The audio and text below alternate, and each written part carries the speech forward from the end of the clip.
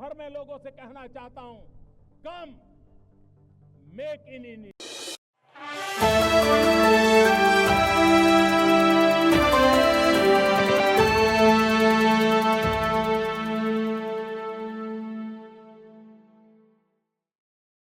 सभी को बहुत बहुत अभिनंदन एवं धन्यवाद। यह प्रेस कॉन्फ्रेंस आज एक गर्व से भर देने वाला क्षण है, क्योंकि यह कोई साधारण प्रेस कॉन्फ्रेंस नहीं है। मैं बैठा जरूर भारतीय जनता पार्टी के कक्ष में हूं, हेड ऑफिस में हूं, मगर मुझे लगता है मैं केवल एक भारतीय जनता पार्टी के प्रवक्ता के नाते नहीं, केवल भारतीय जनता पार्टी के एक सांसद या कार्यकर्ता के नाते नहीं, एक भारतीय के नाते, एक इंडियन के नाते आज ये प्रेस कॉन्फ्रेंस कर रहा हूं। क्योंकि जिस प्रकार का टेरर डेमोलिशन, जिस प्रकार आतंकवाद का खात्मा बीते कुछ दिनों में हमने भारतवर्ष में देखा है, भारतवर्ष ने जिस प्रकार से पाकिस्तान में आतंकी अड्डों को ऑपरेशन सिंदूर के माध्यम से समाप्त किया है, वह अपने आप में पूरे विश्व में एक संदेश भेजता है, एक निर्णायक संदेश। आतंकवाद के खिलाफ लड़ाई के विरोध, आतंकवाद के खिलाफ एक निर्णायक संदेश। इसलिए आज का ये प्रेस कॉन्फ्रेंस, इसको संबोधित करते हुए मुझे गर्व की अनुभूति हो रही है। अदम्य साहस का परिचय दिया है भारत की सेना ने, अदम्य साहस। आज भारतीय जनता पार्टी और हम सभी कार्यकर्ता, आज सारा भारत धन्यवाद करता है भारत की आर्मी का, भारत की सेना का, भारत की एयरफोर्स का, भारत की नेवी का और उन तमाम जाबाज सेनानियों का जिनके कारण आज ऑपरेशन सिंदूर सफल हुआ है। अगर सही मायने में देखा जाए तो ऑपरेशन सिंदूर और उसके विषय में पूरा हिंदुस्तान आज जानता है, क्योंकि कई प्रेस कॉन्फ्रेंसेस हुए। कल भी तीनों डीजीएमओ ने मिलकर के देश को संबोधित किया और तमाम तथ्य जो देश जानना चाहता था उसे उन्होंने हमारे समक्ष रखा।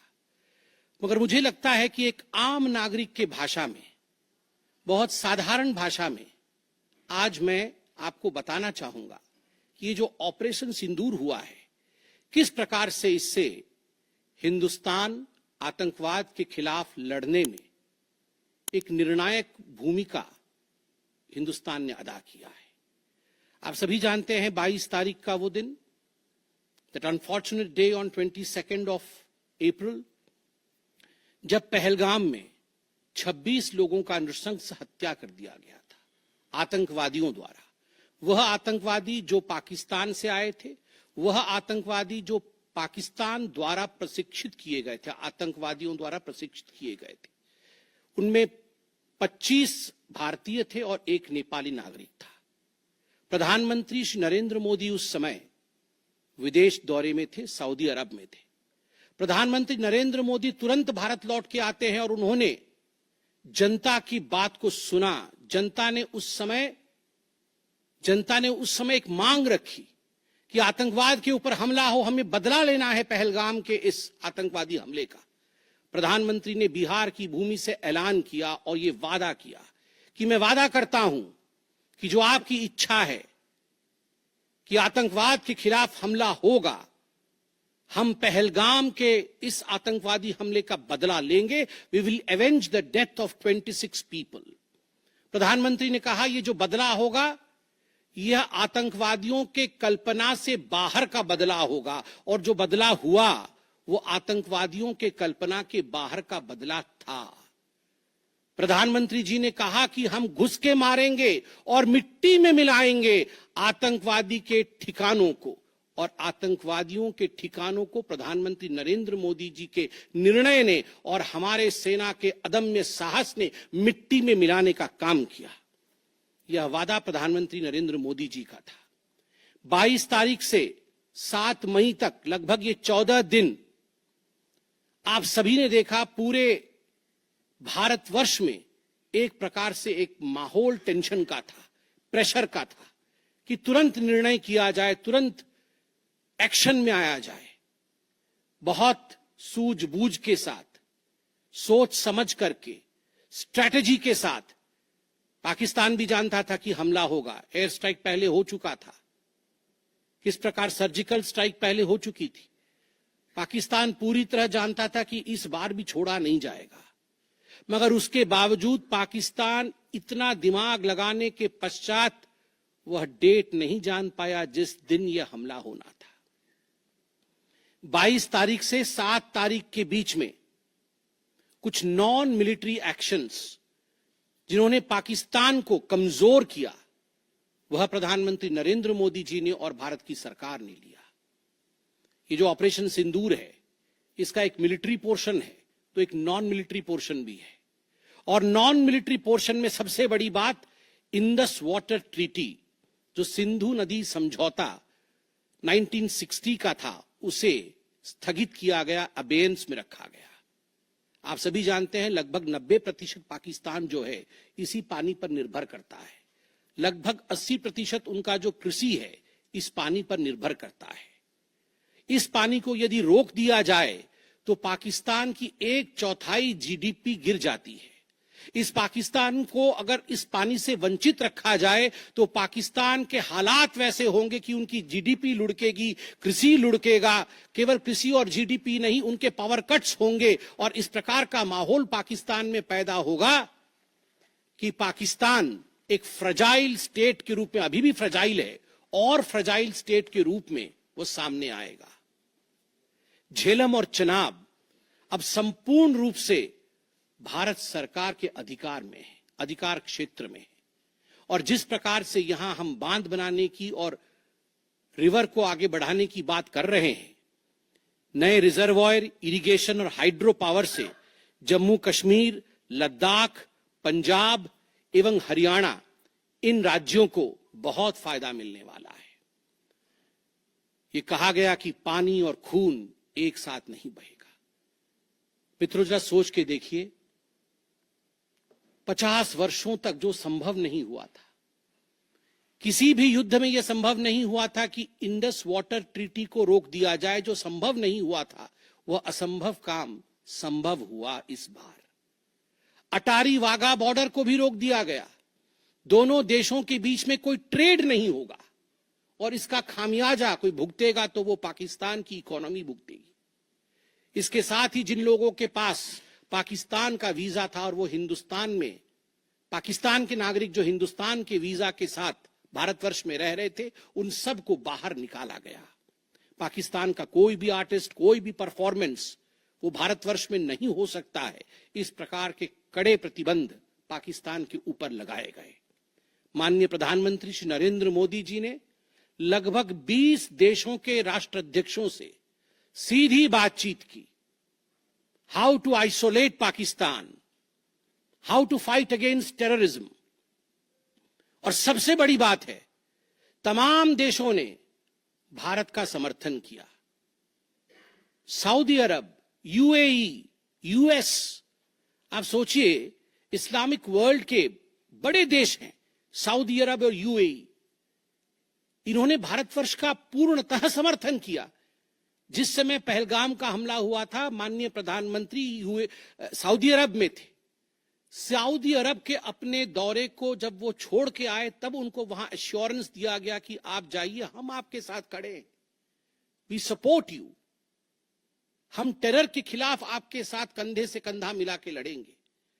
Pakistan was isolated. ये जो नॉन मिलिट्री एक्शन लिया गया, आज मैं कहना चाहता हूं कि 50 वर्षों से भी अधिक समय तक जो टूल्स कभी इस्तेमाल नहीं किए गए थे, जिस क्षेत्र में भारतवर्ष कभी नहीं गया था, वह टूल्स इस्तेमाल किए गए। और अपने आप में भारत के लिए ये बहुत बड़ी बात है। बहुत बड़ी बात है कि इंडस वाटर ट्रीटी को रोका गया, 20 से अधिक देशों का समर्थन, आतंकवाद के खिलाफ एक निर्णायक हमले की तैयारी। और 6 और 7 मई 2025 उस रात निर्णायक हमला होता है आतंकवाद के ऊपर। सभी जानते हैं कि 9 आतंकवादी ठिकाने जो पीओजेके में थे और पाकिस्तान में थे, उन्हें ध्वस्त किया गया। यह ऑपरेशन सिंदूर एक बहुत बड़ा दायरा तय करता है। इसने पूरे विश्व को दिखाया कि भारतवर्ष क्या कर सकता है। ऑपरेशन सिंदूर ने दिखाया कि केवल एलओसी नहीं, इंटरनेशनल बॉर्डर के पार जाके भी भारत पाकिस्तान के अंदर किसी भी टारगेट को प्रिसाइसली उस पर हमला कर सकता है और आतंकवाद के खौफ को समाप्त कर सकता है। इस पूरे ऑपरेशन का लक्ष्य क्या था, इसे समझने की आवश्यकता है। लक्ष्य क्या था? क्या हमने लक्ष्य की पूर्ति की? What was the aim of Operation Sindoor? Did we achieve what we aimed for? क्या लक्ष्य था? नंबर 1 लक्ष्य था आतंकवादी ठिकाने जो दूर दराज इलाके में है पाकिस्तान में, जहां आज तक कोई नहीं पहुंच पाया, जहां आज तक पाकिस्तान के आतंकवादियों को लगता था कि वो सुरक्षित हैं, वहां तक पहुंचना यह लक्ष्य था। दूसरा लक्ष्य था आतंकवादियों को ढेर करना, मार देना। तीसरा लक्ष्य था इन टारगेटों को जमींदोज करना, उन्हें मिट्टी से मिला देना। चौथा लक्ष्य था इस पूरे काम को करते हुए कोई भी सिविलियन, उसके ऊपर किसी प्रकार से कोई इंजुरी नहीं होना। और अंतिम लक्ष्य था किसी प्रकार के मिलिट्री, जो पाकिस्तान का मिलिट्री या सैन्य बेस हो, उसके ऊपर हमला नहीं करना। अर्थात ये लड़ाई आतंकवाद के खिलाफ थी। यह लक्ष्य था ऑपरेशन सिंदूर का। This was a fight against terrorism and terrorists. क्या हम लक्ष्य को पा पाए?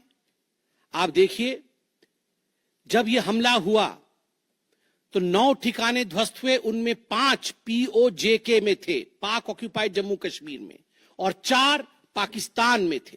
सबसे बड़ी बात है, पहली बार पंजाब प्रोविंस, जो कि पाकिस्तान का एक बहुत स्ट्रेटेजिक लोकेशन है, पंजाब प्रोविंस उनका हृदय है पाकिस्तान का, उसके अंदर भारतवर्ष घुस करके आतंकवादियों का सफाया करता है। यह अपने आप में छोटी बात नहीं है। This is a big achievement as far as Operation Sindoor is concerned. Lashkar-e-Taiba, Jaish-e-Mohammed, Hizbul Mujahideen, इनके ठिकाने ध्वस्त होते हैं। और मैं यहां वो नाम पढ़ना चाहूंगा। ये जो 9 नाम है, 9 आतंकवादी ठिकाने, मैं आज देश से अपील करना चाहूंगा, तमाम भारतीयों से अपील करना चाहूंगा कि ये नाम हमें स्मरण करना है। आने वाले 100 वर्षों तक हमें इन नामों को याद दिलाते रहना है, दोहराना है। जब भी आतंकवाद सर उठाए तो हमें ये चित्र दिखाने हैं कि तुम्हारा क्या हश्र किया था ऑपरेशन सिंदूर ने, भारत की सेना ने, भारत की राजनीतिक इच्छा शक्ति ने और भारतीयों ने। इसलिए मैं नाम पढ़ना चाहूंगा। सवाई नाला कैंप मुजफ्फराबाद, जो पीओजेके में है, 30 किलोमीटर दूर है एलओसी से, उसे ठिकाना लगाया गया। लश्कर-ए-तैयबा का ट्रेनिंग सेंटर था। 20 अक्टूबर 2024 सोनमर्ग में और 24 अक्टूबर 2024 गुलमर्ग में जो आतंकी हमले हुए थे, उसमें यहां से आतंकवादी आए थे। और सबसे बड़ी बात, 22 अप्रैल 2025 को जो आतंकवादी आकर पहलगाम में हमारे नागरिकों को मार के गए थे, हमारी बहनों के माथे से जिन्होंने सिंदूर पोंछने का काम किया था, उनका प्रशिक्षण भी इसी केंद्र में हुआ था, सवाई नाला कैंप मुजफ्फराबाद। सैयदाना बिलाल कैंप मुजफ्फराबाद, ये जैसे मोहम्मद का ट्रेनिंग सेंटर था, ये दूसरा कैंप जो ध्वस्त हुआ। गुलपुर कैंप कोटली, ये एलओसी से 30 किलोमीटर दूर था, लश्कर-ए-तैयबा का बेस था। और 20 अप्रैल 2023 को पुंछ में, 9 जून 2024 को जो तीर्थ यात्री को बस में हमला करके मारने का काम किया था आतंकवादी, यहां गुलपुर कैंप से आए थे जो कोटली में है, उसे ध्वस्त किया गया। बरनाला कैंप बिरगढ़, बरनाला कैंप जो 9 किलोमीटर दूर है एलओसी से, उसे समाप्त किया गया।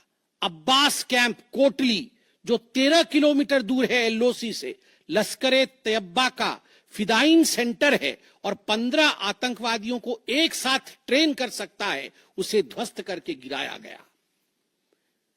सरजाल कैंप सियालकोट अंतर्राष्ट्रीय सीमा से 6 किलोमीटर दूरी पर है, इंटरनेशनल बॉर्डर से। सांबा कठुआ के सामने है और मार्च 2025 में जम्मू और कश्मीर पुलिस के 4 जवान शहीद हुए थे। उनको मारने का काम इन्हीं आतंकवादियों ने किया था जो सरजाल कैंप से आए थे सियालकोट के। उस कैंप को ध्वस्त कर दिया गया। महमूना जाया कैंप सियालकोट, जो कि 12 से 18 किलोमीटर इंटरनेशनल बॉर्डर से दूर है, मैं एलओसी की बात नहीं कर रहा हूं, इंटरनेशनल बॉर्डर से, और हिजबुल मुजाहिदीन का अड्डा है, बहुत बड़ा कैंप है। कठुआ और जम्मू क्षेत्र में जो भी आतंकवादी गतिविधि होती है, सियालकोट के इस मजनूमा जाया कैंप से आतंकवादी भेजे जाते हैं। भारतवर्ष ने उसे ध्वस्त किया। मरकज तैयबा मुरीद के, जो कि अंतर्राष्ट्रीय सीमा से 18 से 25 किलोमीटर दूर है। 2008 के मुंबई का जो हमला हुआ था, 26/11 के नाम से जिसे हम जानते हैं, उसमें जो आतंकवादी आए थे, अजमल कसाब और डेविड हेडली, उनकी ट्रेनिंग मरकज तैयबा मुरीद के में हुआ था। और आज मैं फक्र के साथ कह सकता हूं, गर्व के साथ कह सकता हूं कि भारत की सेना ने, भारत की राजनीतिक इच्छा शक्ति ने और भारतीयों ने मरकज तैयबा मुरीद के को ध्वस्त किया है, समाप्त किया है। मरकज सुभान अल्लाह बहावलपुर इंटरनेशनल बॉर्डर से 100 किलोमीटर की दूरी पे है।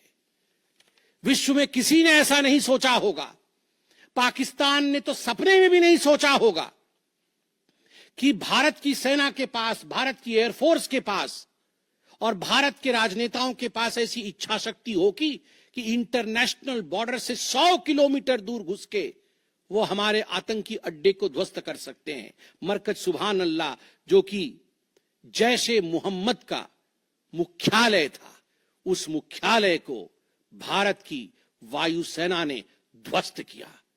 यह कोई छोटा विषय नहीं है। यह बहावलपुर एक ऐसा स्थान है जहां यूनाइटेड स्टेट्स, यूएस भी अपने ड्रोन नहीं भेज पाया था। उस जगह पे भारत घुस के मारता है। आज का भारत, आज का नया भारत यही है। ये नाम, जो 9 नाम मैंने पढ़े, हमें याद रखने चाहिए, मगर उन नामों के साथ मैं कुछ और भी बताना चाहता हूं। जो आतंकवादी मारे गए, एक लक्ष्य था आतंक के ठिकानों को, आतंक के अड्डों को सफाई करना, ध्वस्त कर देना। दूसरा लक्ष्य था ऑपरेशन सिंदूर का, आतंकवादियों को चुन चुन कर मारना, उन्हें मिट्टी में मिलाना। 100 से अधिक आतंकवादी मारे गए, 100 से अधिक। मैं कुछ आतंकवादियों के नाम पढ़ता हूं जिनको कि हम डिस्कस करते थे डिबेट्स में, टीवी पे, यूएन में, जिनको कि यूएस ने भी कंडेम कर रखा था। मैं नाम पढ़ रहा हूं। मुदस्सर कादियान खास उर्फ मुदस्सर उर्फ अबू जुंदाल। अबू जुंदाल नाम से हम जानते थे इस आतंकवादी को। और जो लश्कर तैयबा का आतंकवादी था, वो मरकज तैयबा का जो मुरीदके में है, उसका इंचार्ज था। जब वो मरा तो उसके गार्ड ऑफ ऑनर, उसका जो जनाजा निकला, उसमें पाकिस्तान के आर्मी के अधिकारी थे, पाकिस्तान आर्मी के चीफ थे, पंजाब सीएम मरियम नवाज भी उसमें रही। आप सोचिए, ये एक सरकारी जमीन पर हुई और तमाम बड़े लोग, सरकारी लोग पाकिस्तान के उसमें शामिल हुए, जिससे कि यह सिद्ध होता है कि terror and the sponsors of terror are hand in glove together. आतंकवादी और जो आतंकवादियों को बढ़ावा देने वाले, वो एक साथ काम करते हैं। दूसरा, हाफिज मोहम्मद जमील, ये जैशे मोहम्मद का आतंकवादी है। ये ब्रदर इन लॉ, साला था मौलाना मसूर अजहर का, और इंचार्ज था मरकज सुभान अल्लाह बहावलपुर का, वह भी मारा गया।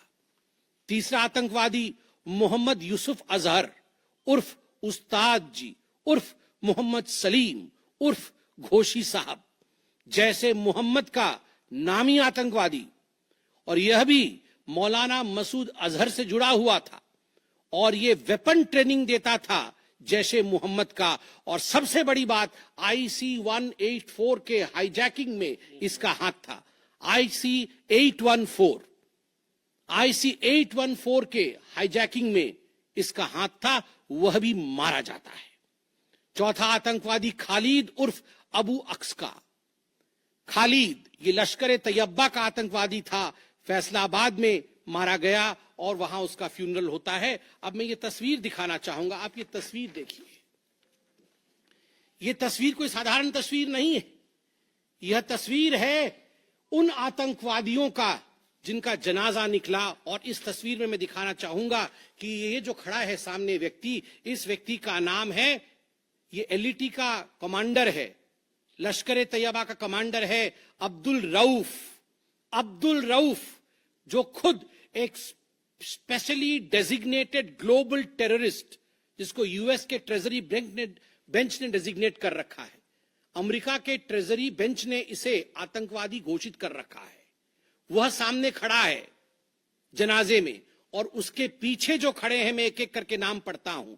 लेफ्टिनेंट जनरल फैयाज हुसैन शाह, जो कि लेफ्टिनेंट जनरल है पाकिस्तान आर्मी के। मेजर जनरल राव इमरान सरताज, जो कि मेजर जनरल है पाकिस्तान आर्मी के। ब्रिगेडियर मोहम्मद फुरकान शब्बीर, पाकिस्तान आर्मी के। Doctor Usman Anwar, IGP Punjab. और मलिक सोहेब अहमद बर्थ, member of provincial assembly of Punjab. ये बड़े बड़े लोग, तथाकथित सरकार के बड़े बड़े लोग पाकिस्तान के आतंकवादियों के जनाजा में शामिल होने आए हैं। और जनाजे को लीड कर रहा है एक आतंकवादी, डेजिग्नेटेड आतंकवादी। और आप देखिए ये बिफोर और आफ्टर, ये जितने भी मैंने आपको अभी आतंकवादी ठिकानों का नाम बताया, किस प्रकार उनकी परिस्थिति थी और क्या उनकी परिस्थिति हुई, यह इस तस्वीर से हम देख सकते हैं। तो उद्देश्य में बता रहा था, ऑपरेशन सिंदूर का उद्देश्य बहुत स्पष्ट था। उसका उद्देश्य था आतंकवाद के ठिकाने को ध्वस्त करना, आतंकवादियों को मारना और आतंकवाद के खिलाफ एक संदेश भेजना। और उसमें हम सफल हुए। पहली बार एक बात पूरे विश्व ने देखा कि पाकिस्तान का हर इंच भारत के पहुंच के अंदर है। कोई कोना पाकिस्तान का ऐसा नहीं है जो भारत के पहुंच से बाहर हो।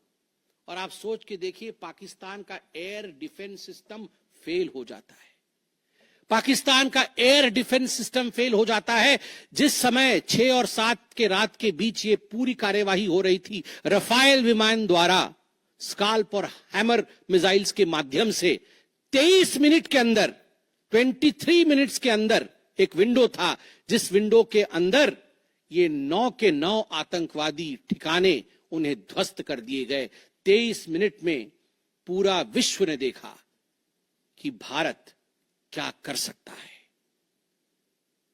मुझे लगता है पूरे विश्व में इस प्रकार से 23 मिनट के अंदर इतने प्रेसिशन के साथ आतंकवादी ठिकानों पर हमला किसी देश ने पहले किया होगा। और जब यह पूरा एक्सरसाइज समाप्त हुआ, उसके बाद जब हमारे MEA ने, हमारी आर्मी ने प्रेस कॉन्फ्रेंस किया, तो उसमें कुछ 4 शब्द बहुत महत्वपूर्ण थे। वो 4 शब्द हैं controlled, precise, measured, non escalatory. हमने ये जो 9 अड्डे ध्वस्त किए वो कंट्रोल्ड तरीके से ध्वस्त किए। प्रिसाइज, कोई सिविलियन अड्डा या कोई मिलिट्री टारगेट नहीं था, प्रिसाइज टारगेट था आतंकवादी ठिकाने, उनको ध्वस्त कर दिए। मेजर्ड, जितना ध्वस्त करना था उतना ध्वस्त किया, उसके अगल बगल के किसी स्ट्रक्चर को ध्वस्त नहीं किया। जहां आतंकवादी थे उनके ठिकाने में घुस के उनको मार के निकले। और नॉन एस्केलेटरी मतलब युद्ध को बढ़ाने वाला नहीं, नॉन एस्केलेटरी, क्योंकि the primary escalation was Pahalgam. जो मूल एस्केलेशन था वो 22 अप्रैल को पहलगाम में पाकिस्तान ने किया था। हमने रिएक्ट किया नॉन एस्केलेटरी। ये 4 शब्द अपने आप को परिभाषित करते हैं कि ऑपरेशन सिंदूर का लक्ष्य क्या था। ऑपरेशन सिंदूर का जो लक्ष्य था, ऑपरेशन सिंदूर ने उसे 100% पूर्ण किया, 100% पूर्ण किया। इसलिए आज हिंदुस्तान, भारतवर्ष गर्व के साथ कह सकता है कि ऑपरेशन सिंदूर एक ऐसा ऑपरेशन था जो 100% सक्सेसफुल था, और जितने हमारे जाबाज पायलट्स गए थे राफेल के साथ, उतने लौट के आए और आतंकवादी ठिकानों को ध्वस्त करके आए, और किसी सिविलियन को नहीं मारा, किसी मिलिट्री बेस को नहीं मारा। मगर दुखद है, जैसा कि पाकिस्तान से एक्सपेक्टेड है, पाकिस्तान उसके पश्चात रिटेलिएशन करता है, पाकिस्तान अपने ड्रोन्स इत्यादि भेजता है, मगर भारत की सिस्टम ने पाकिस्तान के इन ड्रोन्स को, इन मिसाइल्स को हवा में ही समाप्त कर दिया। और सबसे बड़ी बात है, एयर डिफेंस सिस्टम लाहौर का 7 और 9 तारीख के बीच लाहौर के एयर डिफेंस सिस्टम को समाप्त करने का काम हिंदुस्तान ने किया। और 9 और 10 तारीख के बीच, 9 मई और 10 मई के बीच 11 एयर बेसेस को, पाकिस्तान के 11 एयर बेसेस को ध्वस्त करने का काम भारतवर्ष ने रिटेलिएशन में किया। जब पाकिस्तान ने भारतवर्ष के ऊपर एस्केलेशन किया तो भारतवर्ष ने 11 एयर बेसेस को समाप्त किया। इन एयर बेसेस के नाम भी हमें याद रखने चाहिए। तमाम भारतीयों को वो 9 नाम आतंकवादी ठिकाने याद रखने चाहिए, स्मरण होना चाहिए। और ये जो 11 एयरबेस हैं, हिंदुस्तान अपने पर आ जाए तो क्या कर सकता है अपने लोगों को बचाने के लिए। ये 11 नाम भी मैं पढ़ता हूं। नूर खान, ये नूर खान वह एयरबेस है जहां पर एयर टू एयर रीफ्यूएलिंग करने की क्षमता है।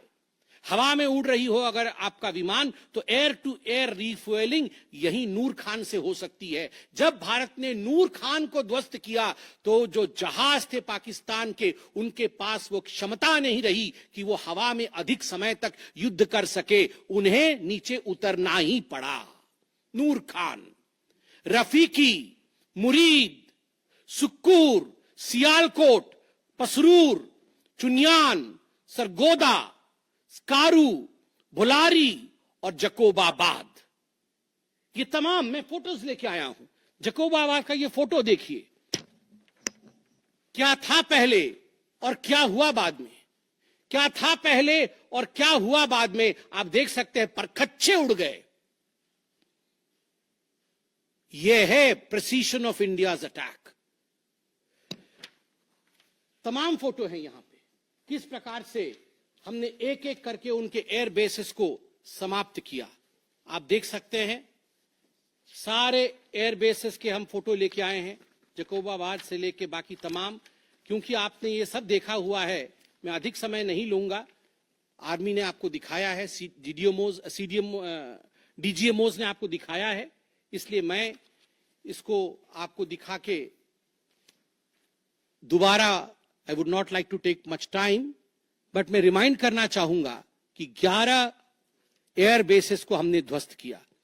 और इसमें एक बड़ा विषय है, पहली बार विश्व में किसी देश ने एक न्यूक्लियर कंट्री के अंदर घुस करके उनके एयर बेसेस को समाप्त करने का काम किया। पाकिस्तान एक न्यूक्लियर कंट्री है, उसके अंदर घुस करके उनके एयर बेसेस को 20% पाकिस्तान के एयरफोर्स के इंफ्रास्ट्रक्चर को भारतवर्ष ने नाकाम कर दिया। 20% of PAF's infra was destroyed by India. Just imagine, एक न्यूक्लियर कंट्री है, उसमें घुसकर मारना, यह अपने आप में पूरे विश्व में पहला इंस्टेंस है। और भुलारी एयरबेस में 50 PAF पाकिस्तान एयरफोर्स के जवान मारे गए, जिसमें स्क्वाड्रन लीडर उस्मान यूसुफ भी मारे गए। कुल मिलाकर के 9 आतंकी ठिकाने, 11 एयरबेस, 100 से अधिक आतंकी, 50 जवान और अपनी इज्जत, यह पाकिस्तान ने खोया है। I repeat, what Pakistan has lost via operation सिंदूर।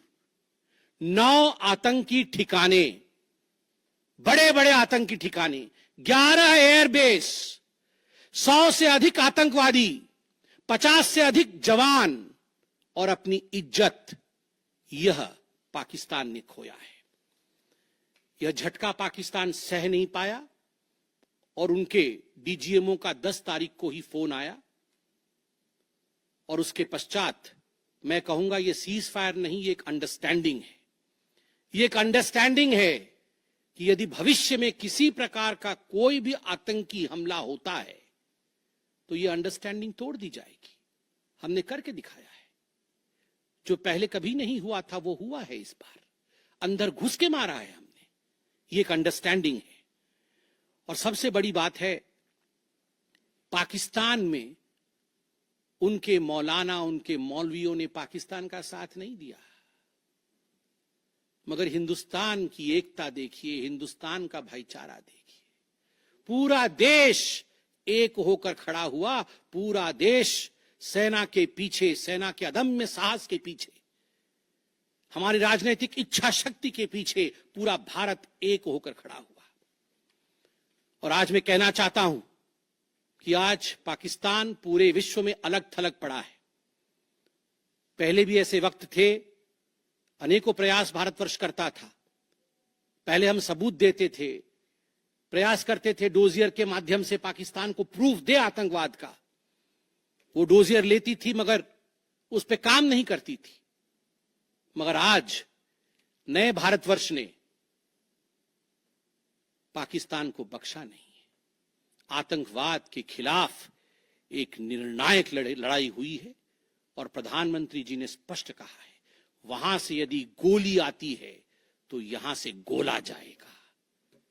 इसी के साथ मैं अपने वक्तव्य को समाप्त करता हूं। कोई प्रश्न हो तो अवश्य पूछे। कमलेश जी।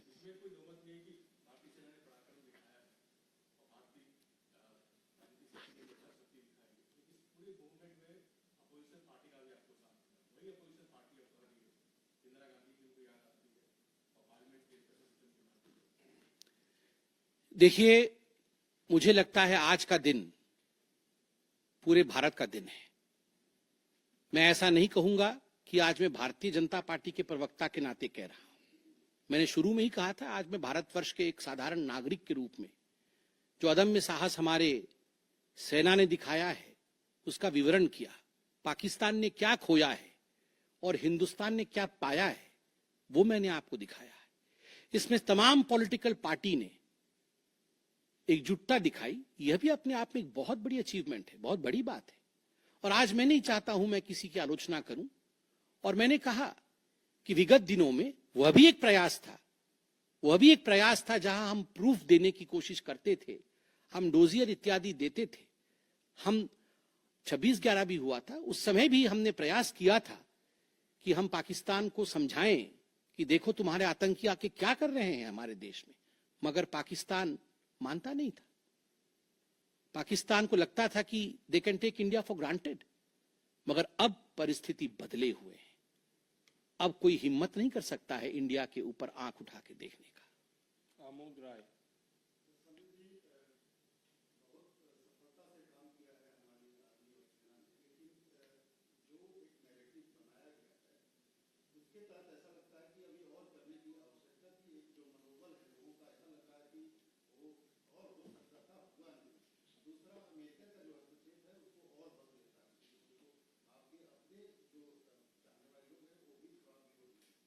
आपके दो प्रश्न हैं। पहला प्रश्न है कि बहुत सारी सफलताएं रहीं मगर लोगों के मन में और की इच्छा थी। दूसरा प्रश्न हस्तक्षेप को लेकर है। मैं दोनों का सटीक उत्तर दूंगा। नंबर 1, मैंने आपको इस प्रेस कॉन्फ्रेंस के माध्यम से आरंभ में ही बता दिया कि ऑपरेशन सिंदूर का लक्ष्य क्या था। ऑपरेशन सिंदूर के जो लक्ष्य थे, जो लक्ष्य परिलक्षित थे, वो प्रधानमंत्री जी ने डे 1 को ही बता दिया था। आतंकवाद के ऊपर हमला, कल्पना से परे सजा आतंकवादियों को, चुन चुनकर मारना और उनके अड्डों को ध्वस्त करना। और सेना के अदम्य साहस ने यह करके दिखाया। आतंकवादी अड्डे ध्वस्त हुए, आतंकवादी मारे गए। यह हमारा परिलक्षित लक्ष्य था। हमने अपने लक्ष्य को प्राप्त किया। और जिस समय एस्केलेशन भी नहीं हुआ था, उससे पहले ही हमने वो जो 4 शब्द प्रयोग किए, जिसका मैंने यहां विवरण रखा कि कंट्रोल्ड था, मेजर्ड था, प्रिसाइज था, नॉन एस्केलेटरी था, तो भारतवर्ष ने अपने लक्ष्य को पहले से ही निर्धारित किया हुआ था। इसलिए आपका यह कहना कि कुछ और होना था, मुझे लगता है कि हमने जो करना था वो हमने पहले भी कहा, करके भी कहा और उसे 100% हासिल किया। Operation Sindoor was 100% successful operation. 100% सफलतापूर्वक किया गया एक मुहिम था, एक ऑपरेशन था ऑपरेशन सिंदूर। जमेंद्र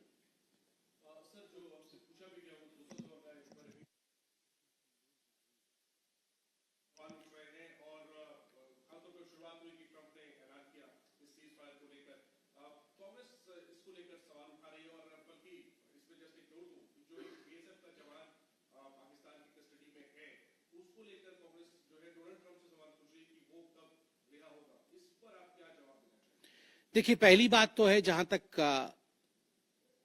मध्यस्थता इत्यादि का विषय है, मैंने बहुत स्पष्ट रूप से कहा अभी, जितना मेरे डोमेन में नॉलेज है, और डीजीएमओज ने अपने प्रेस कॉन्फ्रेंस में एक बार नहीं कई बार कहा कि फोन हमारे डीजीएमओ को पाकिस्तान के डीजीएमओ का आया था। पाकिस्तान के डीजीएमओ ने कहा कि there should be some kind of stoppage, और चूंकि हमारा लक्ष्य पूर्ण हो चुका था, हम तो शुरू से ही एस्केलेशन के फेवर में नहीं थे, एस्केलेशन नहीं होना चाहिए था, नॉन एस्केलेटरी था। पाकिस्तान के डीजीएमओ ने फोन किया। दूसरे देशों का फोन, जहां तक दूसरे देशों का फोन आने का सवाल है, देखिए ऐसी परिस्थितियों में तमाम देश एक दूसरे को फोन करते हैं, सभी देश एक दूसरे को फोन करते हैं, क्या मदद कर सकते हैं, किस प्रकार से कूल डाउन हो सकता है, इस विषयों पर चर्चा होती है। भारतवर्ष यूक्रेन भी फोन करता है, भारतवर्ष रशिया भी फोन करता है, सब जगह फोन करते हैं, हर कोई एक दूसरे को फोन करता है। इसमें किसी प्रकार का मगर संशय नहीं है कि डीजीएमओ पाकिस्तान ने फोन किया भारतवर्ष के डीजीएमओ को सीज फायर डिमांड करते हुए, रिक्वेस्ट करते हुए, डिमांड नहीं रिक्वेस्ट करते हुए।